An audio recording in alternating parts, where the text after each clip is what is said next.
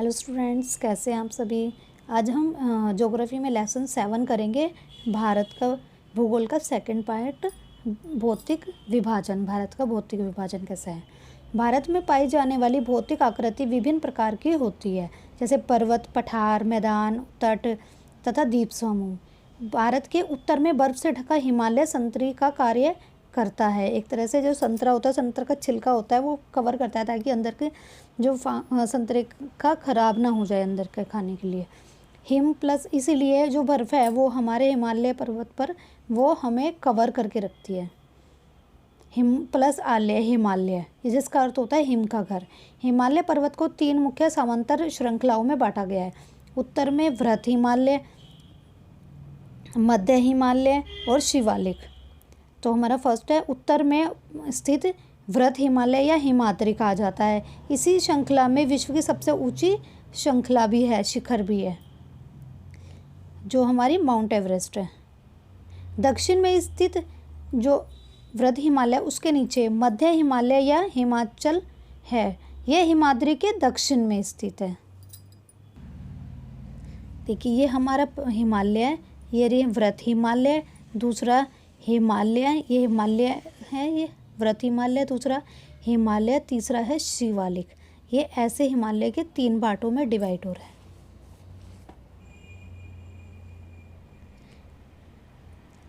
Second जो दक्षिण में है, उत्तर हिमालय, मध्य हिमालय या हिमालय, यह हिमाद्री के दक्षिण में स्थित है। बहुत से लोकप्रिय पहाड़ी का स्थान भी यहीं पर है। थर्ड नंबर पर शिवालिक, यह दक्षिण हिमालय में स्थित है। हिमालय के दक्षिण में भारत का उत्तरी मैदान स्थित है। ये मैदान समतल तथा सपाट होते हैं। ये मैदान सिंधु, गंगा, ब्रह्मपुत्र और इसकी सहायक नदियों के द्वारा लाए गए जलोढ़ निक्षेपों से बने हैं। कौन से मैदान बने हैं? गंगा और ब्रह्मपुत्र नदी के। ये रही हमारी गंगा नदी, ये रही हमारी ब्रह्मपुत्र नदी। ये रही हमारी गंगा नदी, ये हमारी ब्रह्मपुत्र नदी है। हिमालय के दक्षिण में भारत की उत्तरी मैदान स्थित है। जो दक्षिण है भारत का, उसके भारत का जो उत्तरी मैदान है वो समतल सपाट है। ये मैदान सिंधु, गंगा, ब्रह्मपुत्र, इसकी सहायक नदियों के द्वारा लाए गए जलोढ़ निक्षेपों के कारण है। यानी कि जो नदियाँ अपने द्वारा जो मिट्टी लाई जाती हैं वो है उपजाऊ होती हैं काफ़ी, उसके द्वारा वो मिट्टी लाई गई वो इकट्ठी हो जाती है, जिसके कारण वो हमारी फसलों के लिए काफ़ी यूज़फुल होती है। नदियों के ये मैदान कृषि के लिए उपजाऊ भूमि प्रदान करते हैं। यही कारण है कि इन मैदानों की जनसंख्या अधिक है यहाँ, मतलब कि जो एरिया है काफ़ी बड़ा है और काफ़ी बड़ी संख्या में यहाँ पर लोग रहते हैं। भारत के पश्चिम भाग में भारतीय मरुस्थल स्थित है। यह शुष्क, गर्म, रेतीला है। शुष्क है, रेतीला है और यहाँ बहुत कम संख्या में लोग रहते हैं।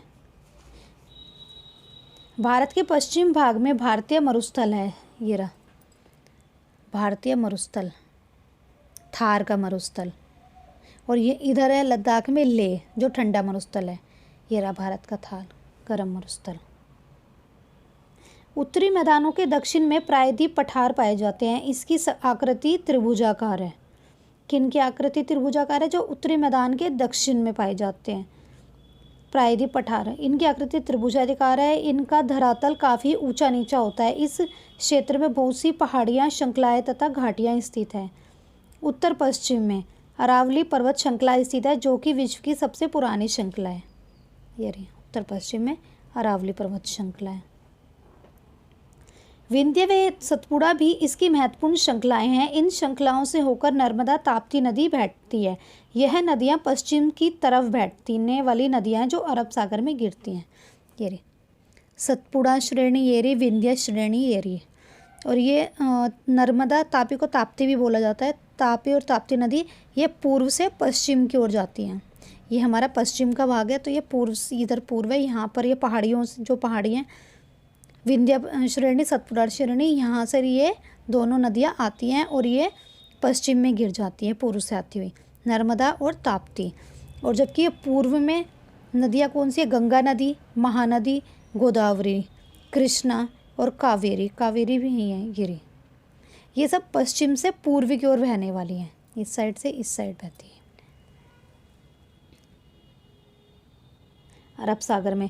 जो पश्चिम में गिरती है वो अरब सागर में गिरती है, और जो पूर्व में इस साइड आती है पश्चिम से पूर्व, वो बंगाल की खाड़ी में गिरती है। इस पठार के पश्चिम में पश्चिम घाट या सह्याद्री तथा पूर्वी घाट में पूर्वी घाट स्थित है।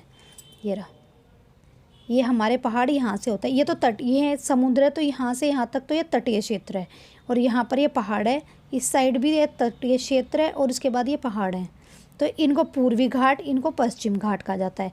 ये दोनों जो घाट होते हैं ये यहाँ पर मिलते हैं नीलगिरी पर्वत, ये यही नीलगिरी पर्वत है, यहाँ पर मिलते हैं। ये अन्नामुडाई है जो जहाँ पर ये मिलते हैं लास्ट पॉइंट पे दोनों। उत्तरी घाट यहाँ से लेके उत्तरी घाट, यहाँ से लेके ये पश्चिम घाट, और अन्नामुडाई की जो चोटी है वो डोडा बेटा है। इस पठार के पश्चिम में पश्चिमी घाट तथा घाट या सह्याद्री, और पूर्वी घाट में पूर्वी घाट स्थित है। पश्चिम घाट विस्तार एक समान रूप से रहता है, जबकि जो पूर्वी घाट है ये टूटा फूटा हुआ है और असमान नहीं रहता है, बीचों बीच में ऊंचा टूटा फूटा है और असमान नहीं रहता है। इन पठारों में खनिज कोयला, लोहा अयस्क की मात्रा प्रचुर मात्रा में पाई जाती है, किसमें? पश्चिमी और पूर्वी घाट होते हैं। इनमें ये रहा पश्चिमी घाट, ये पूर्वी घाट है, और यहाँ पर लोहे अयस्कों की और कोयले की काफ़ी प्रचुर मात्रा है। पश्चिम घाट के पश्चिम में तथा पूर्वी घाट के पूर्व में तटीय मैदान स्थित हैं। पश्चिम तटीय मैदान काफ़ी संकरे हैं, जबकि पूर्वी तटीय मैदान अपेक्षाकृत चौड़े हैं।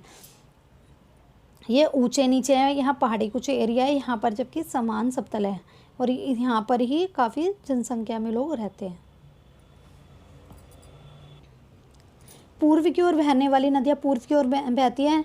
महानदी, गोदावरी, कृष्णा, कावेरी बंगाल की खाड़ी में गिरती है। ये नदियाँ अपने मुहाने पर उपजाऊ डेल्टा का निर्माण करती हैं। बंगाल की खाड़ी में गंगा और ब्रह्मपुत्र नदियों के मुहाने पर सुंदरवन डेल्टा है। गंगा, महानदी, गोदावरी, कावेरी ये सभी पूर्व की ओर जाते हुए बंगाल की खाड़ी में गिरती है। गंगा और ये ब्रह्मपुत्र है, यहाँ पर इनका डेल्टा है, दोनों का ये अपने मिलकर ये डेल्टा बनाती है।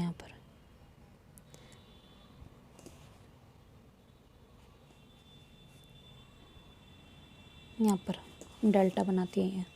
पश्चिम की ओर बहने वाली कौन सी है? नर्मदा ताप्ती नदी, जो पश्चिम की तरफ बहती है और जो अरब सागर में गिर जाती है। ये रहा नर्मदा और तापी, ये पश्चिम की ओर बहने वाली नदियाँ और ये अरब सागर में गिरती है। ये यहाँ पर ये जो राजस्थान है इसको खंपात की खाड़ी है, और कच्छ की खाड़ी ये रही जो गुजरात में है।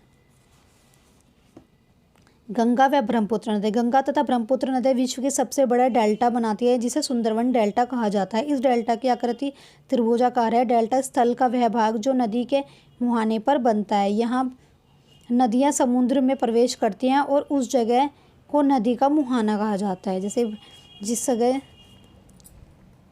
ये देखिए ये नदियाँ हैं, ये यहाँ तक आ जाती है तो ये इसका मुहाना कहा जाएगा, इस नदी का मुहाना। जलोढ़ निक्षेप या जलोढ़ मिट्टी का निक्षेप क्या होता है? ये नदियों के द्वारा लाई गई बहुत महीन मिट्टी होती है, जो कि नदी बेसिन में निक्षेपण कर देती है।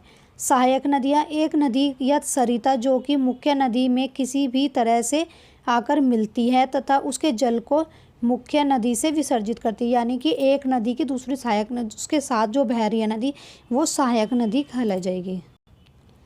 प्रवाल जीव, प्रवाल जीव किसे कहते हैं? प्रवाल छोटे समुद्री जंतुओं के कंकाल होते हैं, जिसे पॉलिप कहा जाता है। यह जीवित पॉलिप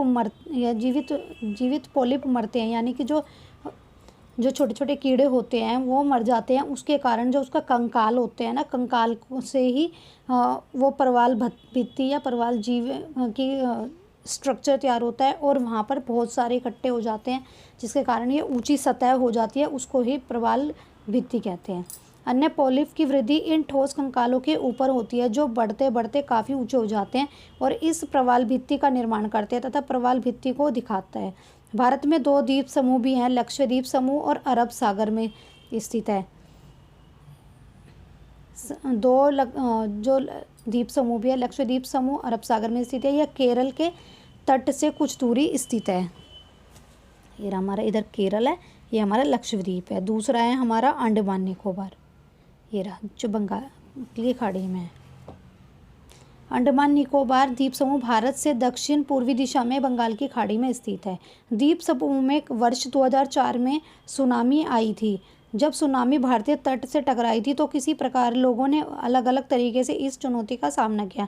सुनामी एक विशाल सागरीय तरंग है जो समुद्र तल पर भूकंप के कारण उत्पन्न हुई है। 2 जून 2000 ये हमारे हो गए यहाँ तक। 2 जून 2014 को भारत का 29वां राज्य तेलंगाना बना था। यह प्रथम बना था तथा प्रथम राज्य भाषा के आधार पर जो बांटा था वो आंध्र प्रदेश था, और जो लास्ट था ये हमारा तेलंगाना था। दिल्ली तथा भारत की राजधानी है। राज्यों का निर्माण भाषाओं के आधार पर ही हुआ है। क्षेत्रफल की दृष्टि से सबसे बड़ा राज्य राजस्थान है। क्षेत्रफल की दृष्टि से सबसे छोटा राज्य गोवा है। लेकिन अब भारत के 28 राज्य हो गए हैं और कश्मीर को केंद्र शासित प्रदेश कर दिया गया है, और कश्मीर का दूसरा जो लद्दाख था जो उसको भी अलग ही राज्य बना दिया गया है। तो अब एक कम हो गया है और 2 केंद्र शासित प्रदेश बढ़ गया, 9 हो गए हैं। तो आज हमने पढ़ा भारत का भौतिक विभाजन कौन सा है, राजनीतिक और विश्व प्रशासनिक भौतिक विभाजन। तो आपको मेरी वीडियो अच्छी लगे उसको लाइक करें, शेयर करें, सब्सक्राइब करें। Thank you.